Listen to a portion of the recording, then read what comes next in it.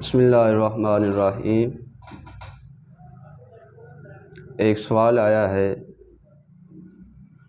کہ ہمارے گھر کے اندر اکثر چھوٹے بچے جو ہیں وہ بجا روتے رہتے ہیں اور گھر والے افراد جو ہیں وہ ڈرتے بھی ہیں،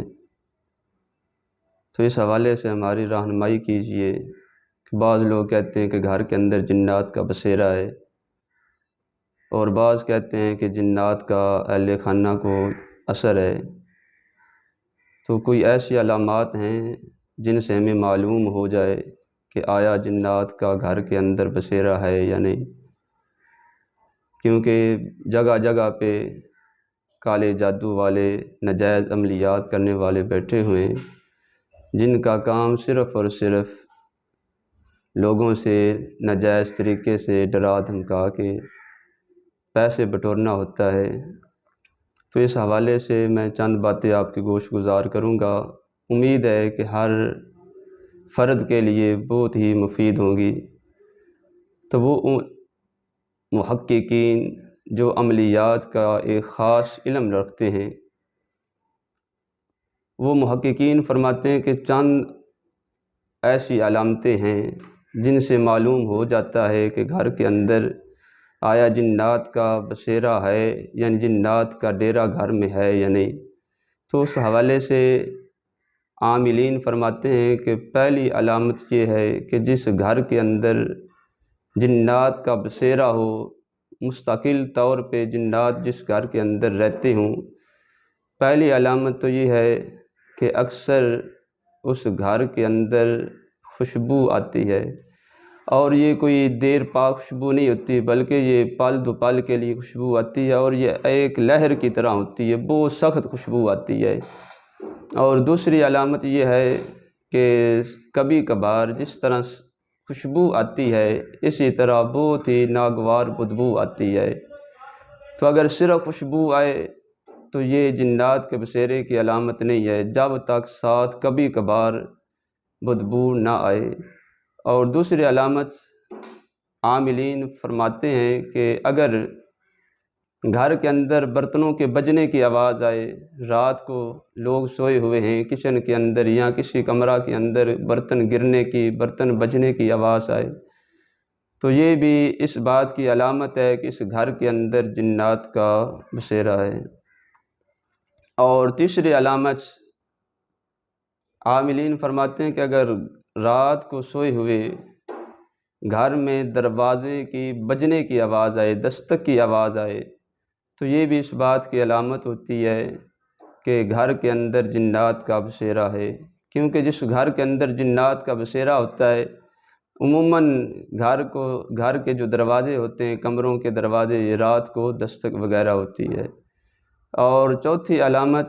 عاملین فرماتے ہیں کہ جس گھر کے اندر جنات کا بسیرا ہوتا ہے نا، اس گھر کے اندر عموماً رات کو کسی کے چلنے پھرنے کی آواز آتی ہے۔ اور پانچویں علامت عاملین بیان فرماتے ہیں کہ جس گھر کے اندر جنات کا اثر ہوتا ہے، جنات مستقل طور پہ رہتے ہیں، جنات کا بسیرا ہوتا ہے، تو اس کی علامت یہ ہے کہ اس کے گھر کے جو افراد ہوتے ہیں وہ ہمیشہ بیمار ہی رہتے ہیں، کبھی کسی کو سر درد، کبھی کسی کی ٹانگوں میں درد ہوتا ہے، کبھی کسی جگہ درد ہوتا ہے، اور گھر کے اندر ہمیشہ لڑائی اور جھگڑا رہتا ہے، نا اتفاقی ناچاکی بدسلوکی رہتی ہے، اور جو چھوٹے بچے ہیں وہ بے جا روتے رہتے ہیں، یا اگر آپس میں تھوڑے سے بڑے ہیں تو آپس میں جھگڑتے رہتے ہیں۔ تو یاد رکھیں کہ اگر یہ ساری علامات یا ان میں سے چند علامات آپ کے گھر میں ہیں تو یہ اس بات کا علامت ہے کہ اس گھر کے اندر جنات کا بسیرا ہے۔ تو اگر یہ علامات آپ کے گھر کے اندر ہیں تو یاد رکھیں کسی جادوگر کے پاس جانے کی ضرورت نہیں ہے، کوئی کسی کو بلانے کی، چلا کٹوانے کی ضرورت نہیں ہے۔ تو میں بزرگان دین کے عمل میں سے 2 عمل آپ کی گوش گزار کرتا ہوں کہ جس گھر کے اندر یہ علامات ہوں وہ یہ 2 عمل کرے، انشاءاللہ عز و جل یہ جنات جو ہے اس گھر سے کوچ کر جائیں گے، اپنا ڈیرا جو ہے وہ اٹھا لیں گے۔ پہلا عمل یہ ہے کہ آپ نے 41 دن تک فجر کی نماز کے بعد سورۃ بقرہ کی تلاوت کرنی ہے۔ تو اگر آپ کے گھر میں سے کوئی آدمی چاہے مرد ہے یا عورت ہے وہ قرآن کی اچھے انداز میں تلاوت کر سکتا ہے